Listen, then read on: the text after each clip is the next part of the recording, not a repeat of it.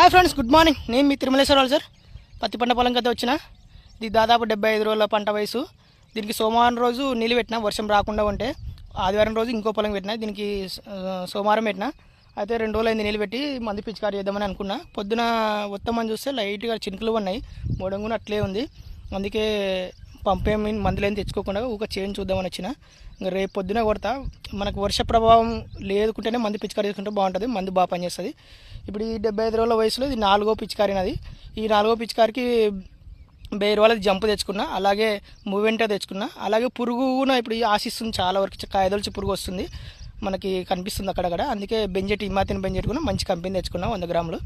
మూవెంటో 1/2 litre తెచ్చుకున్నా. 10 ట్యాంకులు నాకు ఎకర డోసు.